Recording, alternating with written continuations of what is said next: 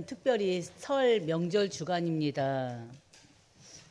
명절 주간에는요, 많은 사람들이 어떻게 보면 집으로 돌아오는 날입니다.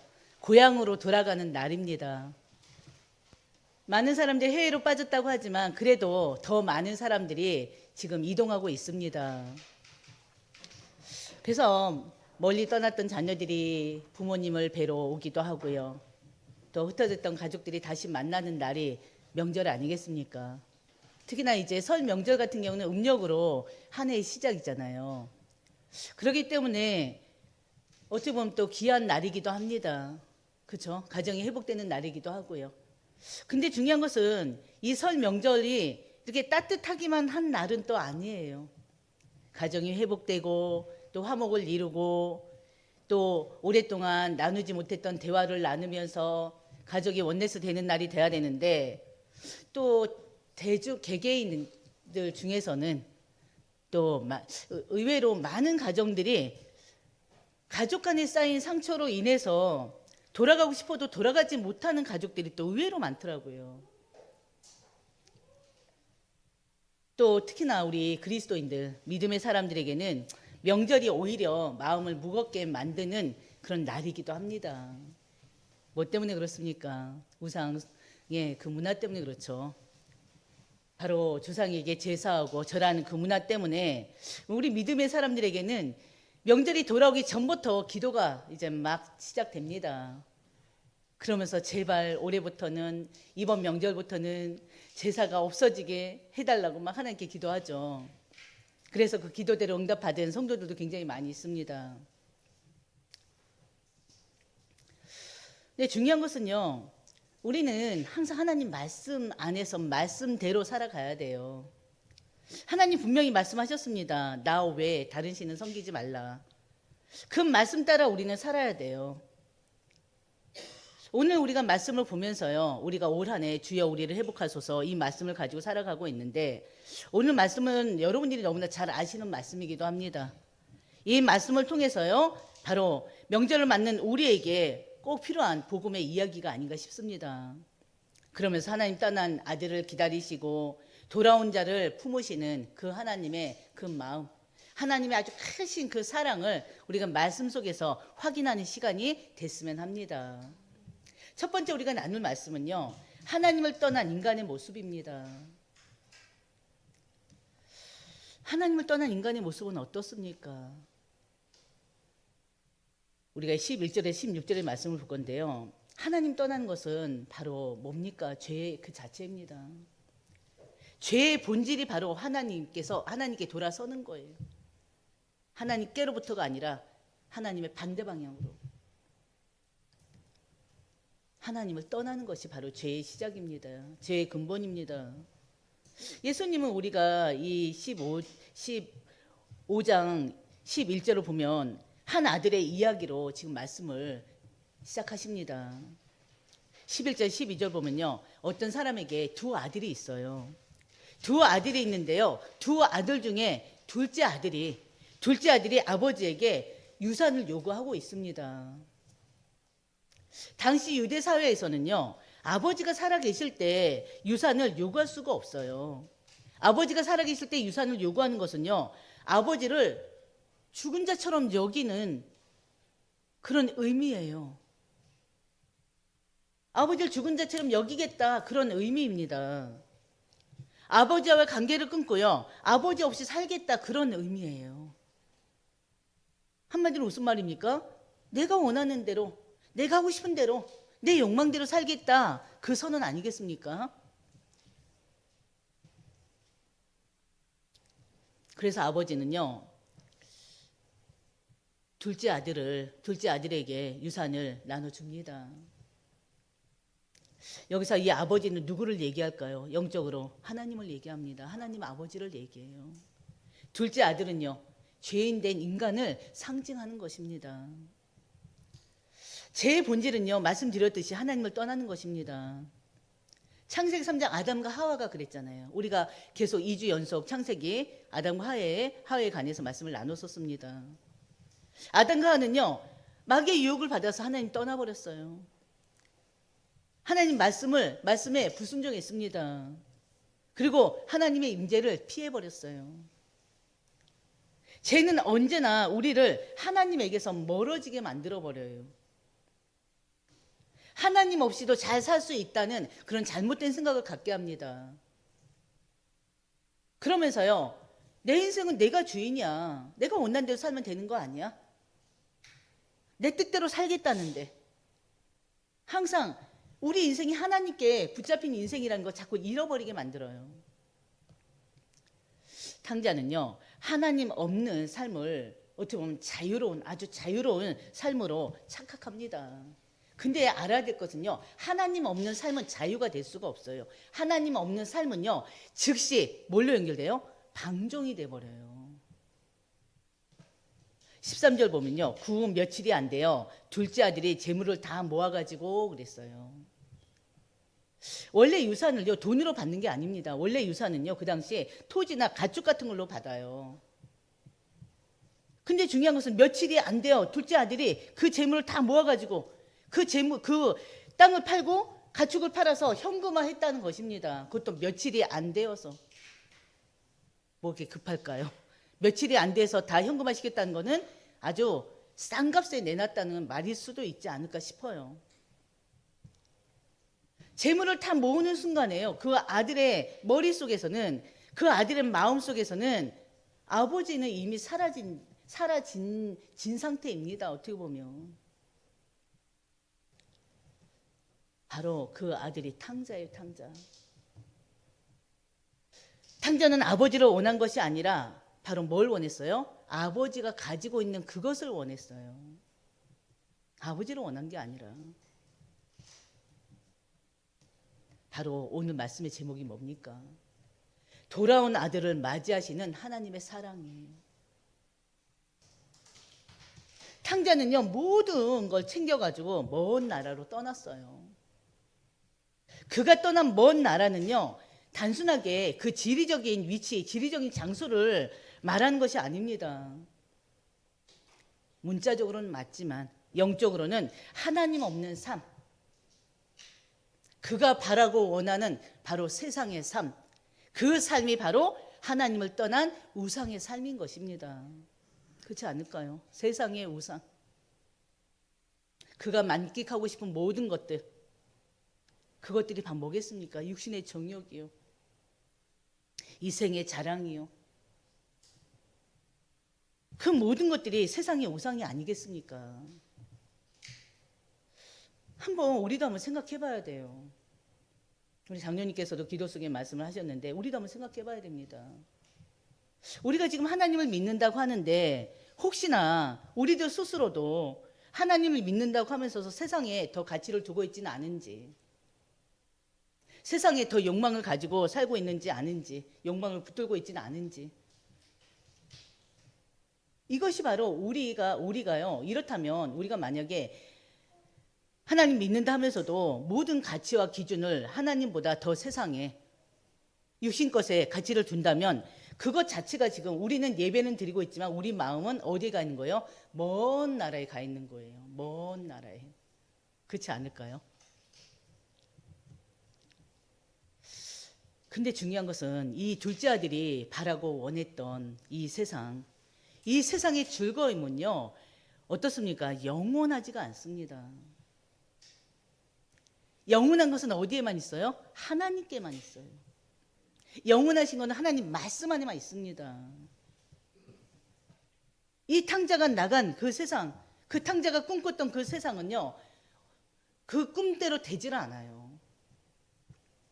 세상의 즐거움은 잠깐 바로 영원하지 않다는 거 여러분들이 아셔야 돼요. 13절 탕자가 어떻게 됐습니까? 허랑방탕하여 그 재산을 낭비했다고 그랬어요. 14절 보면 모든 재산을 방탕한 생활로 다 없앤 후에, 다 없앨 뿐만이 아니라 다 없앴는데요, 그 사람이 있는 그 날에 큰 흉년이 들어버렸어요. 그래서 상태는 완전히 더 안 좋아졌습니다. 완전히 궁핍에 빠지게 되었습니다. 그 당시는요, 농업과 목축을 기반으로 하는 경제 체제이기 때문에 흉년이 들면 어떻게 되겠습니까? 흉년이 들면요, 경제적인 기반이 완전히 무너져 버려요. 당연한 거 아니겠어요? 흉년이 드는데 농산물에 열매를 맺겠습니까? 열매를 맺을 수가 없죠. 가축들도 죽어 나갈 수밖에 없어요. 그래서요, 그 시대 사람들은, 고대인들은요, 전쟁이 일어나고 전염병이 돌고 흉년이 오면요, 그것은 하늘이 내리는 재앙이다, 대재앙으로 여기기도 합니다. 어찌 보면 죄는 어찌 보면 우리에게 더 좋은 거를 주는 것 같지만, 어찌 보면 지금 둘째 아들이 됐잖아요. 탕자가 지금 세상에 나가면 뭔가가 아주 큰 것들이 있을 걸로 알았어요. 동경하는 게 있었잖아요. 그게 사단이 속이는 거예요. 그러다 보니까 내 자유의지가 세상으로 갈 수밖에 없습니다. 근데 세상 것은요, 어때요? 결국에는 우리가 죄의 길로 가두면은 그 인생은 비참할 수밖에 없습니다. 특히나 하나님의 자녀가 세상 가운데 빠져보세요. 육신의 정욕 가운데 빠져버리면 그 인생은 비참할 수밖에 없어요. 15절 16절을 보면요, 그는 그 나라 백성 중 한 사람에게 붙어 산다고 그랬습니다. 붙어 산다는 건 바로 뭡니까? 그 나라 백성 중 한 사람에게 붙여 산다는 건요, 바로 다른 나라 사람의, 그 나라 사람의 종노릇을 한다는 거예요. 유대인들은 어떤 자들이죠? 유대인 민족은 어떤 민족입니까? 선민들이잖아요. 우월감에 빠져 있고 민족주의 사상이 굉장히 강한 민족이잖아요. 그 유대인들이 바로 다른 민족의 종노릇 한다. 그거 엄청난 수치입니다. 아주 수치스러운 일로 여겨요. 근데 중요한 것은요, 이렇게 수치스러운 다른 나라의 이방 민족의 종으로 지금 붙여 살고 있습니다. 근데 중요한 것은요, 그것뿐만이 아니라 그 주인은 그를 들로 보내서 돼지를 치게 했다고 그랬어요. 믿지 않은 민족의 종로를 타는 것뿐만이 아니라 돼지를 치는 자리에까지 이 탕자가 떨어져 버렸어요. 아주 비참하게 떨어져 버렸습니다. 왜냐하면요, 돼지 치는 일이 어떻다고요? 근데 중요한 거, 유대 민족들에게 돼지는 부정한 짐승이에요. 부정한 짐승이기 때문에요, 그들은 그 돼지조차도 먹지 않습니다. 지금도 마찬가지고요. 그리고 돼지 치는 일을요, 죄악시 여겨요. 왜? 돼지 자체가 부정한 짐승으로 여기기 때문에. 그래서요, 이 유대인들에게 돼지를 바로 치는 일은요, 수치 중에 최고의 수치입니다. 그런데다가 어떤 일이 있습니까? 돼지가 먹는 지엄 열매로도 배를 채우고자 하는데 어떻다고요? 주는 자가 없대요. 지엄 열매는 콩의 종류, 콩 같은 그 식물이라고 하더라고요. 콩과 식물. 일종의 콩나무라고도 볼 수가 있어요. 그가 많은 재산을 가지고 있었을 때는, 흥청망청 돈을 쓸 때는 주변에 분명히 그 돈을 함께 쓸 사람이 있었을 거예요. 그렇지 않을까요? 그런데 걔가 그 친구가 돈을 다 잃고 나서는, 돈이 다 떨어지고 나니까는 그 주변에 아무도 없어요. 심지어 돼지에게 먹이는 그 사료가조차도, 지열 열매조차도 줄 사람이 없는 거예요.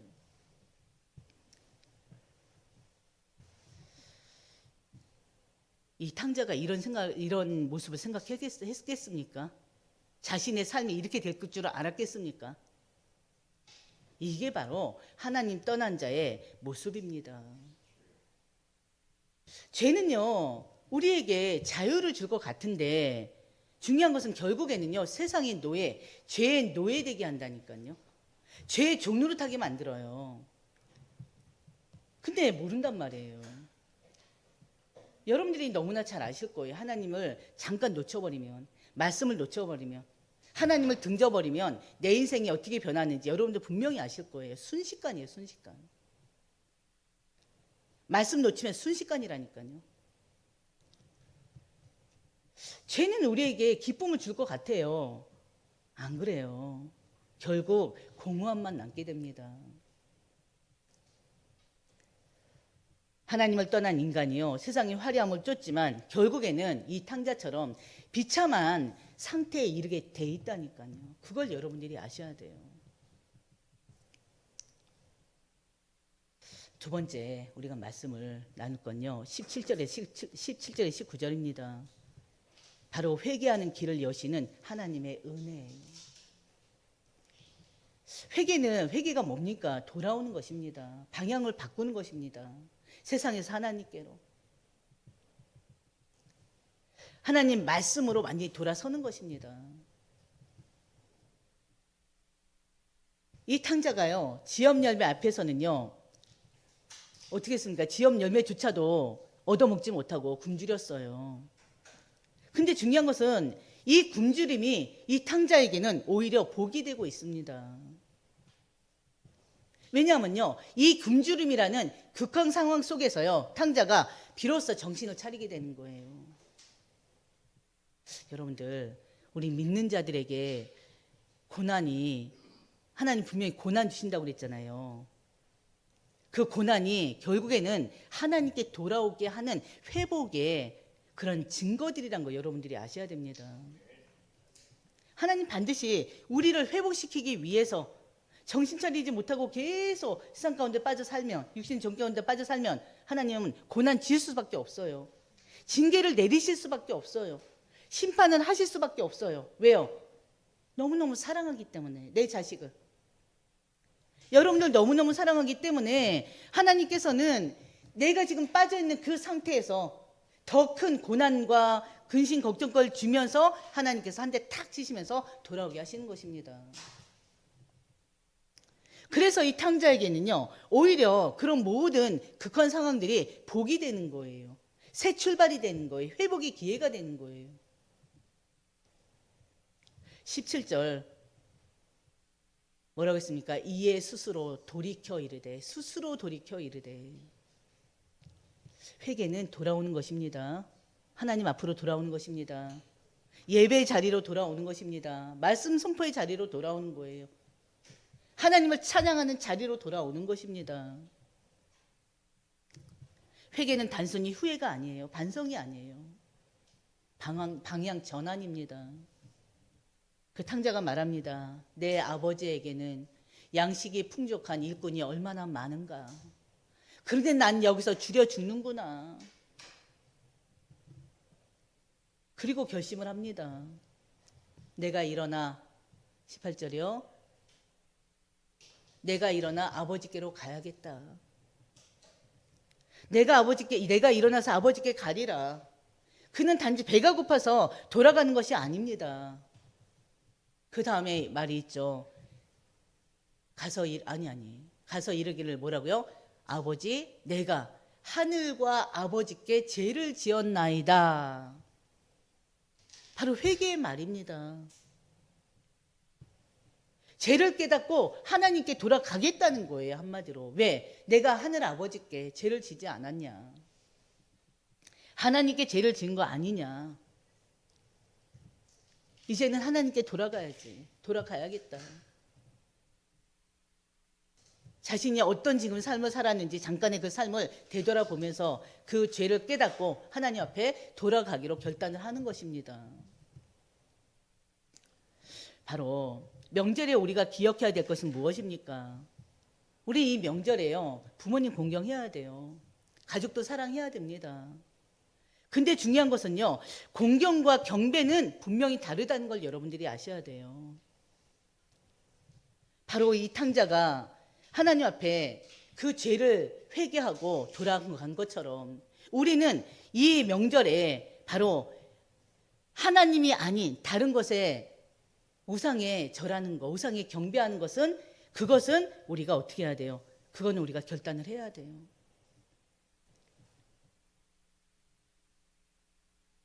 경배는 누구한테만, 하나님께만 해야 됩니다. 그렇지 않습니까? 공경과 경배는 달라요. 공경은 사람에게, 경배는 하나님께만. 부모님께는요, 제사부 대신에 더 깊은 사랑과 정성으로 효도하면 됩니다. 그래서 우리가 명절 때마다 진짜 우리 믿는 자들은 결단해야 돼요. 결단 속에서 오히려 더 가족과 이 경비하지 않았다고 해서 문제가 일어나는 것이 아니라 그 외의 것들로 가족들에게 인정받으면 가족들은 다 이해하잖아요. 그렇지 않습니까? 회개는요, 하나님의 은혜로 시작됩니다. 죄는요, 우리에게 눈을 멀게 만들어요. 영적인 눈을 멀게 만들어요. 그러나 하나님의 은혜는요, 우리를 정신 차리게 만듭니다. 볼 걸 보게 만들고요, 들을 걸 듣게 만듭니다. 우리에게 판단할 수 있는 힘과 능력이 하나님의 은혜로 주어지는 것입니다. 아담과 하와가 죄를 짓고 숨었잖아요. 숨었을 때 하나님께서 먼저 오셨어요. 내가 어디 있느냐. 하나님께서는요, 심판 가운데서도 회복의 길을 그들에게 여셨습니다. 여자의 후손을 약속하셨고요. 또 뭘 주셨습니까? 바로 가죽옷으로 하나님은 그들을 지어 입히셨잖아요. 그들에게. 하나님은요, 죄인을 그대로 버려두진 않으세요. 하나님의 자녀라면, 하나님의 자녀는 항상 하나님은 그들에게 또 은혜를 주십니다. 어떤 은혜요? 돌아오고자 하는 은혜를 주십니다. 그래서 탕자가 또 하나님의 은혜 가운데 결심을 한 것입니다. 19절, 20절 우리 같이 볼까요? 지금부터는 아버지의 아들이라 일컬음을 감당하지 못하겠나이다. 나를 품꾼의 하나로 보소서 하리라 하고 이에 일어나서 아버지께로 돌아가니라. 아직도 거리가 먼데 아버지가 그를 보고 측은히 여겨 달려가 목을 안고 입을 맞추니. 아멘. 이 탕자가요, 아버지 집을 떠날 때는 어떻습니까? 또 다른 확신으로 가득 찼어요. 내 인생이 뭔가가 달라질 걸로 생각했어요. 그러나 탕자는 지금 초라한 모습으로 지금 집으로 돌아오고 있습니다. 옷은 어떻겠습니까? 정상이겠습니까? 옷은 찢어지고 남루하고 발은 맨발이고 거짓골로 지금 집으로 돌아오는 길이에요. 근데 중요한 거 세 번째, 그 돌아오는 아들을 맞이하시는 그 아버지의 사랑을 보시기 바랍니다. 그 사랑이 바로 하나님의 사랑이에요. 하나님은 지금도 기다리고 계십니다. 20절, 아직도 거리가 먼데 아버지가 그를 보고 측은히 여겨 달려가. 저는 이 부분에서 너무나 이 안에서 뭐가 올라오더라고요. 하나님의 사랑 때문에 진짜 눈물 나더라고요. 아버지는 아직 멀리 떨어져 있는 아들을 보고 달려갑니다. 아직도 거리가 먼데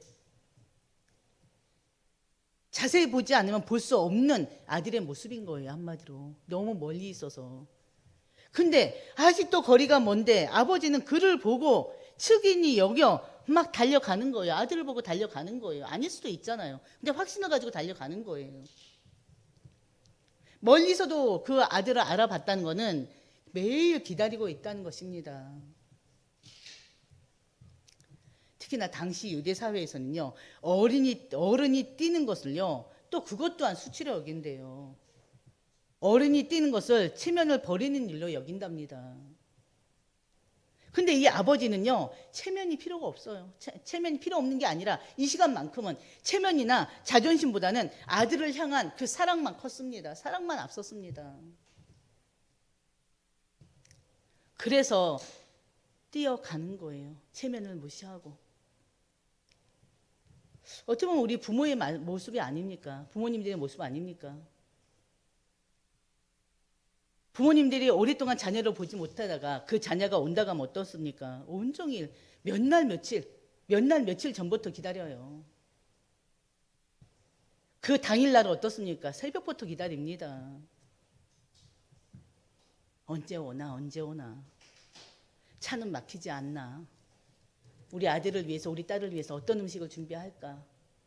이미 저희 어머님 같으면은 아주 몇 주 전부터 준비해서 계실 거예요, 아마.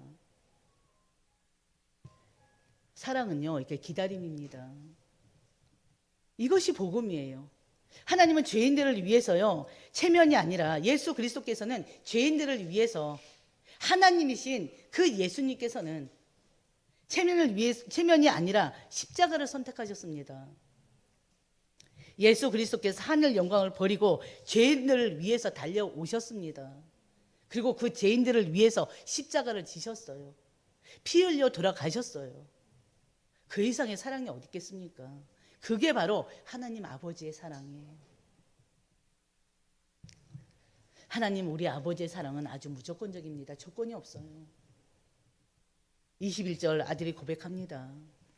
아버지, 내가 하늘과 아버지께 죄를 지었습니다. 지금부터는 어떻게 해요? 아버지의 아들이라 일컬음을 감당하지 못하겠나이다 하면서 이제 말을 하려고 하는데 그 아버지는 어떻게 해요? 뭘 말하려고 했을까요? 그 앞에 분명히 얘기했죠.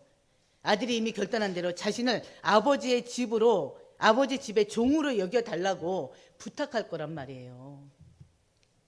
근데 아버지는요, 아들의 말을 끝까지 듣지도 않아요. 듣지도 않고 어떻게 합니까? 종들에게 명합니다. 종들에게 말합니다. 큰 소리로 말합니다. 제일 좋은 옷을 내어다가 입혀라. 손에 가락지를 끼워라. 발에 신을 신겨라. 아들만 끝까지 듣질 않아요. 아들은 다른 게 아니라, 아들로서가 아니라 아버지 집에 종으로만이라도 써주세요 하려는 그런 부탁인데, 요청인데, 그 아버지는 말이 필요가 없어요. 그냥 아들이 돌아왔어요. 그냥 그러면 된 거예요. 무슨 죄를 지었는지 따지지도 않아요. 묻지도 않아요.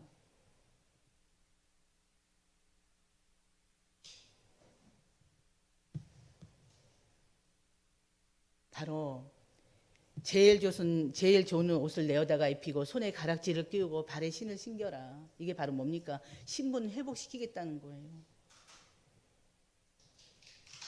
아버지는 단순히 아들을 받아주는 것으로 끝내지 않고요. 아버지는 돼지우리에서 더러워진 그 아들에게 종이의 옷이 아니라 바로 어떻게 좋은 옷을 입히려고 하는 것입니다. 하나님이 아담과 하와에게 가죽옷을 입히신 것처럼 아버지는 아들의 옷을 제일 좋은 옷으로 입히고 계셔요. 예수 그리스도께서 십자가 대속의 죽음으로 우리의 수치를 덮으셨습니다. 하나님은 죄인 된 우리에게 의의 옷을 입혀주셨어요. 은혜의 옷을 입혀주셨습니다. 반지는 뭘 얘기할까요? 반지는요, 가족의 인장, 아들의 권리를 회복하는 것을 의미해요. 그는 품꾼으로도 살겠다고 왔지만 그는 더 이상 종도 아니고 손님도 아니에요. 그냥 아버지의 아들로서 그 권리를 지금 되찾고 있는 것입니다. 내 의지와 상관없이 오로지 아버지의 뜻으로. 또 발에 신을 신긴다는 것은요, 너는 종이 아니라 내 아들이다, 그 선언입니다. 당시 종들은요, 맨발로 다녔어요. 신발은요, 자유인을 상징합니다. 아버지는 단순히 아들을 받아주는 걸로 끝내지 않았어요. 그것뿐이었습니까? 아버지는요, 돌아온 아들을 위해서 잔치를 베풀었어요. 그것을 그 형은 이해하지 못했잖아요. 아버지는 죄인 한 사람이 돌아올 때 바로 하나님 아버지의 마음이 바로 이 아버지의 마음입니다. 하나님은요, 죄인 한 사람이 돌아올 때 하늘에 잔치를 베푸셔요. 우리 하나님의 자녀들이 어찌어찌해서 하나님을 잠깐 떠났다. 그러다가 돌아오면 하나님은 천국 잔치를 벌인다니까요. 그 한 사람을 위해서. 24절 살찐 송아지를 잡아서 잔치를 베풀며 선언합니다. 뭐라고 합니까? 다 같이. 이 내 아들은 죽었다가 다시 살아났으며 내가 잃었다가 다시 얻었노라 하니 그들이 즐거워하더라. 아멘. 아버지는 아들의 귀환을 단순한 복귀로 보지 않고요, 죽었다가 다시 살아난 걸로 보고 있어요. 이게 무엇입니까? 이거는요, 단순히 기가가 아니라 영적인 부활을 얘기합니다. 회복을 얘기합니다. 하나님은 죄인 한 사람이 돌아올 때 하늘의 잔치를 여시는 분이에요. 그래서 회복은요, 단순하게 원상복구가 아닙니다. 죽었던 관계가 다시 살아나는 거예요. 무슨 말입니까? 하나님과 끊어진 관계가 다시 회복되는 거예요.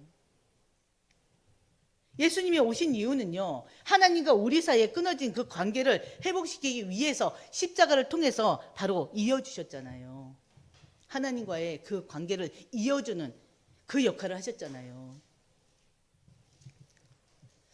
말씀 마무리하겠습니다. 우리 모두는요, 바로 이 둘째 아들이었습니다. 하나님을 떠난 둘째 아들이었어요. 아버지를 떠난. 그러나 하나님은 우리를 정죄하지 않으시고요, 기다리셨습니다. 지금도 기다리고 계십니다. 우리가 돌아올 때 하나님은 기뻐하시고 무조건적인 사랑으로 맞이하시는 분이세요. 우리 인간 세계에서는 있을 수 없잖아요. 무엇보다 아버지의 사랑은요, 죄인된 우리를 위해서 당신의 아들을 십자가에 내어주기까지 한 그런 사랑입니다. 십자가에서 완성된 사랑이에요. 설날 우리는 가족들과 만납니다. 이번 명절에 우리가 할 수 있는 일은 무엇입니까? 가장 복음적인 일은요, 우리가 가족들과 대화를 나누고 가족들과 관계를 맺을 때 절대 내 주장을 옳다고 내세우는 거. 그것이 오히려 가족 간의 관계를 멀리하게 만드는 거잖아요. 그러면서 가족들의 상처를 후벼 파는 일은 절대 없어야 됩니다. 그렇지 않습니까? 그러면서 우리는요, 가족들에게 오히려 안 좋은 관계가 있다면 내가 먼저 미안하다, 고맙다, 그러면서 들어가는 거, 그 사이 관계를 회복시켜 나가는 거, 이게 복음 가진 사람들이 할 일이 아닌가 싶습니다. 그러면서 어느 부분에서는 수고했습니다, 감사했습니다, 수고했어, 고마워, 이 말 한마디가 청년비에서 갚는다고 하잖아요. 이 말 한마디가 사람을 살리기도 하고 죽이기도 합니다. 그래서 우리 믿음의 사람들로서는요, 언제 어디서나 하나님 영광을 드러내는 자리를 돼야 돼요. 이 한마디 말로, 그리고 행동으로. 그래서 이번 명절 동안에 가족들이 함께 모이는데요, 그 속에서 정말 우리들 스스로가, 우리가 먼저 그 가족을 화목하게 회복시키는 역할을 하는 우리가 되셨으면 합니다. 그러면서 가족 복음을 위해서, 가문 복음을 위해서 진짜 집중으로 기도하시길 바랍니다. 그리고 또 제사 문화가 완전히 사라질 수 있도록, 오히려 오히려 가족 간에 더 사랑이, 그 큰 사랑으로 하나 될 수 있도록 여러분들이 기도하시면서 인도받는 바로 설 명절 주간이 되시기를 주의 이름으로 축원드립니다. 아버지 하나님, 참으로 감사합니다. 돌아온 아들을 맞이하신 하나님의 사랑, 우리 설 명절 주간에 하나님의 사랑을 또한 말씀을 통해서 확인했습니다. 하나님은 우리가 사단에 속아서 순간 하나님을 떠났다 하더라도 하나님 끝까지 기다리시는 분입니다. 우리가 회개하고 돌아올 때 하나님께서는 우리 한 사람 때문에 하늘의 잔치를 벌린다고 했습니다. 아버지 하나님, 우리의 마음과 생각이, 우리의 전 인격이 오로지 하나님께로만 향할 수 있도록 하나님 인도해 주시옵소서. 순간순간 말씀을 놓쳐버리고, 기도를 놓쳐버리고, 예배를 놓쳐버리고, 세상 가운데 빠져 살았다 하더라도 항상 하나님께 다시 회개하고 돌아오는 우리 모두가 될 수 있도록 하나님 인도하여 주시옵소서. 하나님의 그 무조건적인 사랑으로 이제는 우리도 다른 사람들을 사랑하게 해 주시옵시고, 또 이 설 명절에 우리가 우리 부모님들을 공경하고 형제 자매들을 사랑하는 그런 믿음의 본이 되는 우리 모두가 될 수 있도록 하나님 인도하여 주시옵소서. 이 설 명절을 맞이해서 우리 모든 성도들의 가정에, 가문에 정말 복음화가 될 수 있도록 하나님 인도하여 주시옵시고, 우상 문화가 완전히 사라지는 설 명절 주간이 될 수 있도록 하나님께서 역사하여 주시옵소서. 이 모든 말씀 우리 주 예수님의 이름으로 기도드립니다. 아멘.